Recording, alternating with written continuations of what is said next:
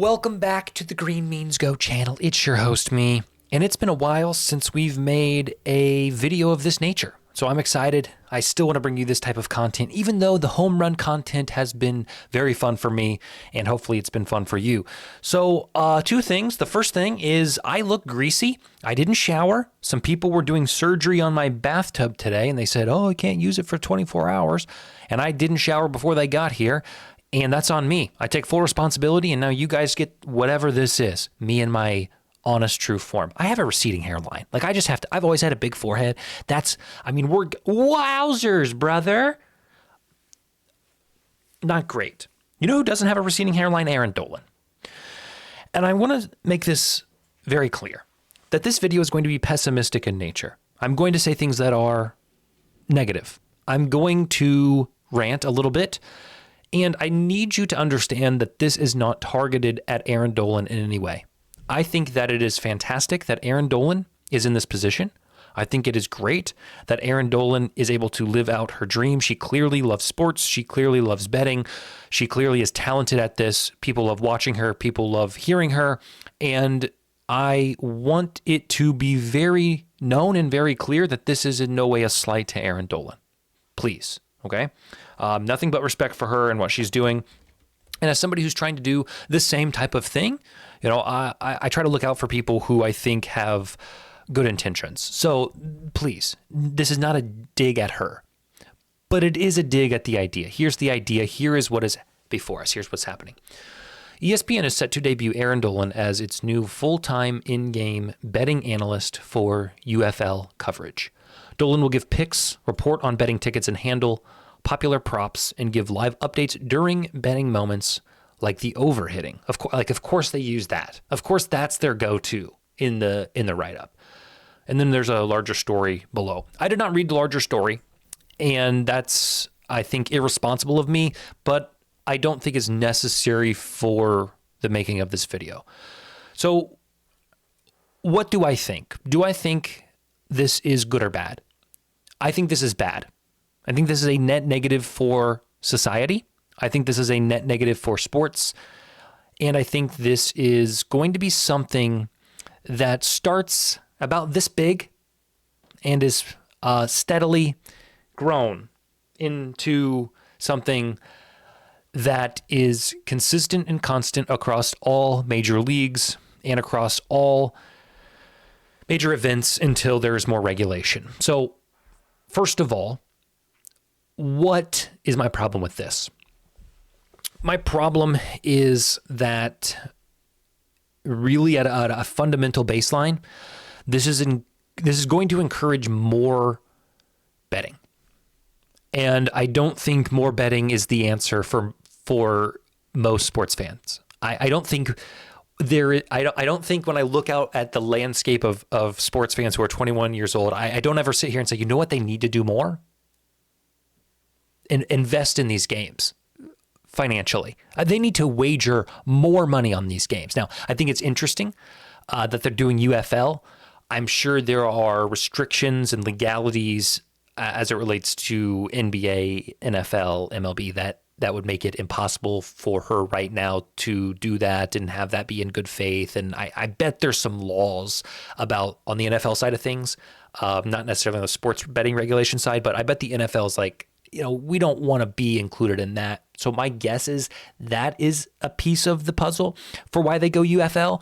But also, you know what? A book, specifically ESPNBet, which is going to probably see a lot of action. She works for ESPN. She works for ESPNBet. When she talks about these plays and these insights, I can guarantee you she's going to be referencing ESPNBet and their lines. It's going to bring more handle to UFL. Who bets UFL? I bet a lot of things. I don't bet UFL. I think there's a lot of people out there who are going to start betting UFL that don't need to be betting UFL. So that's the first complaint or criticism, is this is going to increase what I would say is recreational and degenerate gambling. And why do I say that? Because when you are betting on something that you do not conceptually understand or can price or handicap, even on a no ball scale. That's Know, no ball. So what I mean by that is there are people who sports bet and all they use in their sports betting is their ball knowledge. And they don't care about price. They don't care about anything as it relates to like implied probabilities. They just know ball, and that's their excuse for why they bet, which is fine to some degree. I don't necessarily agree with it, but it's fine. Nobody knows ball for the UFL, right? So people who are just betting to get action in, to get sweat in, I'm going to watch the UFL, I may as well bet. That's probably one of the worst types of betting. Right? Like your friends who text you at 3 a.m. a picture of a Korean baseball parlayed with women's tennis, parlayed with Swedish hockey, parlayed with ping pong. They're just trying to bet. And I've been there. Like I get it. Like I get the rush. I get the addiction. I get the draw. Don't get me wrong. I'm not criticizing these people. I've been there.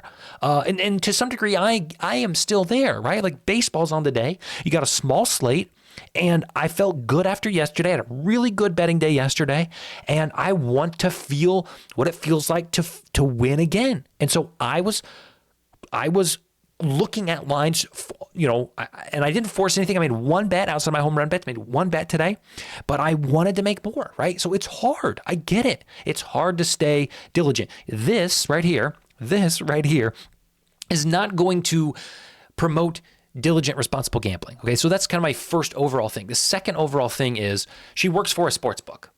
Okay, she works for ESPNBet. So obviously, she's going to be referencing only the ESPN product. So what does that entail? Well, it doesn't entail good betting practices in terms of line shopping. Like heaven forbid you listen to her, and she says to take. I don't even know UFL teams. I don't know. I'm not even going to Seattle Vipers. I don't know. Let's say she says, their money line looks good. Blah, blah, blah, blah, blah. I like their pick today and it's about to kick off, and they're minus 200 on ESPNBet. Well, on DraftKings, they're minus 175.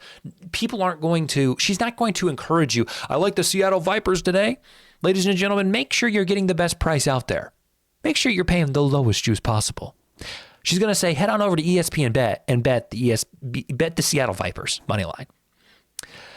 And again, I don't believe that is a net positive for society. Okay. She'll give out picks. She'll report on betting tickets and handle popular props and give live updates during the match. So it really just comes down to all this does is increase volume for sports books, which is what they want. And it increases not only volume, it increases recreational and degenerate volume. It increases uninformed volume.